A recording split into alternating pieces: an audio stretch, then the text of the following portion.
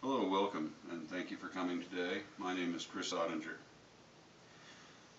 I'd like you to imagine a country, and in that country there's a small group of people. That small group of people is tasked with making decisions that affect the overall good of the whole. Now I'd like you to imagine that one member of that small group comes up with an idea that they feel will benefit the whole. But another member of that small group doesn't like him. It could be for any reason. He is able to go up to that person holding their idea before it's ever heard by the rest of the small group, tear it into small pieces, and scatter it to the wind. Now imagine that each member of that small group represents 3 million people. Well, you'd have the United States Senate, the American people, and the mechanism by which the ideas are able to be shredded and thrown to the wind are referred to as holds. A hold is when an individual senator notifies their party leader in the Senate that they intend to object to a bill or an appointee if it is brought before the Senate for debate. Neither the party leader or the Senate Majority Leader, if they are different, has to honor this request. But they do. Why, you would ask? The reason is the unspoken threat of a filibuster. Now, we've all heard the term filibuster. What is a filibuster?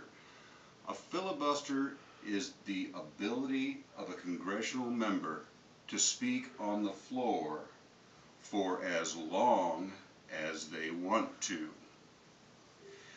This procedure was done away with in the House of Representatives in 1842, and they also did away with the disappearing quorum, whereby a whole group of people would just leave en masse, making a vote on a piece of legislation or an appointee impossible. Because of the perceived special nature of the United States Senate, in that it is just 100 people, they have held on to this practice. So the filibuster is the muscle. It is what gives the hold its power. Senator Strom Thurmond holds the record for filibusters in modern history. In 1957, over the Civil Rights Act, he spoke for 24 hours and 18 minutes. Why were there holds? Well, holds originated when there were horses, and people would not have easy access to information by which to make an informed decision that affected the constituents that they represented. Obviously, we don't travel by horses anymore, and the ones that most members of Congress ride are probably recreational. But we still have it. How do you break a filibuster? A filibuster is broken by a vote of cloture, a cloture motion, which requires 60 of the 100 senators to vote for the measure or for the appointee, thereby eradicating the hold, and it takes effect.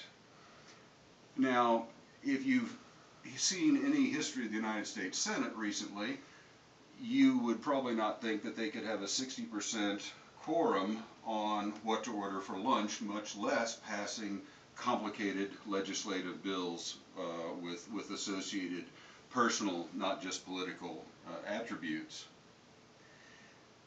This can get kind of absurd. We have a case recently where Republican Senators Jim DeMint and Tom Coburn put a hold on hearing for the building of a Women's National History Museum.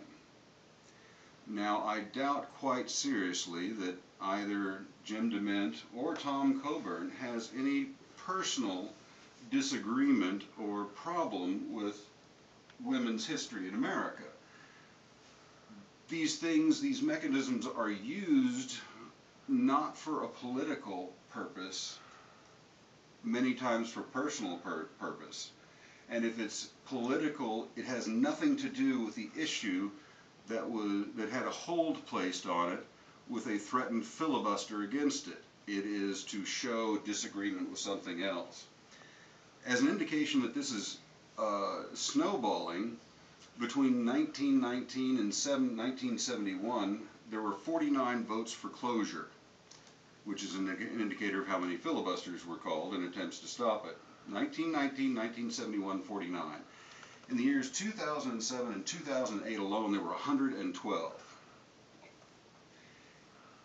The first year, and as far as holds are concerned, the first year of President George Bush's administration, there were 70 holds placed, apparently by Democrats,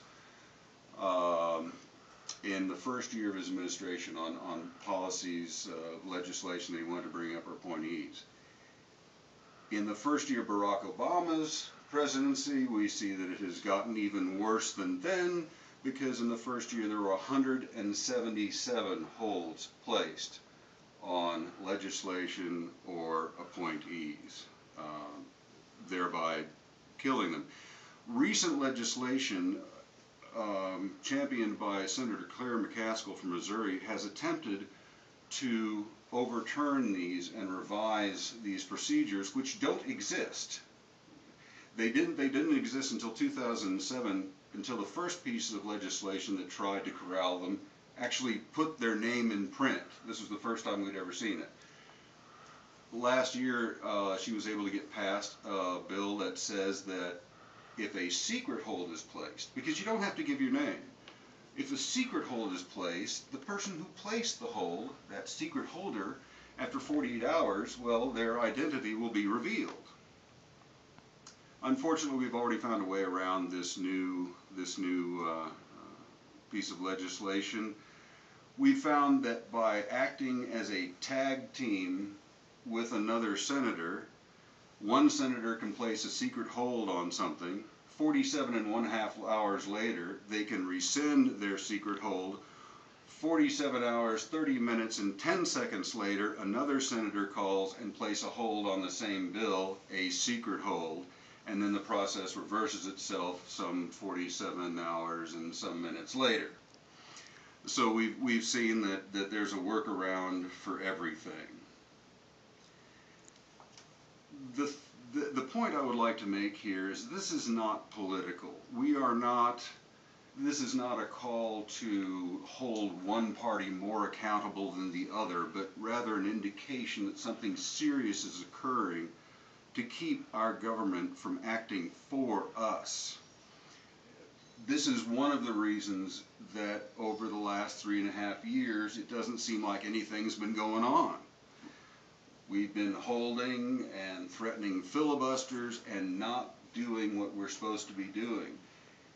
When I say we, they are an extension of the American people. We vote these people into office. We entrust in them our care. We allow them to make decisions that will benefit the whole.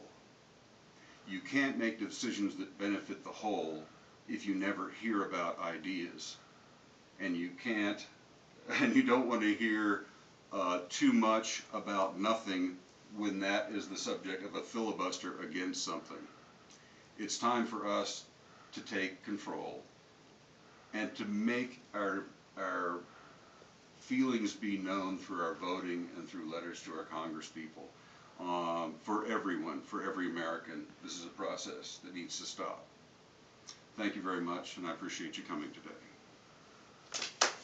Yay.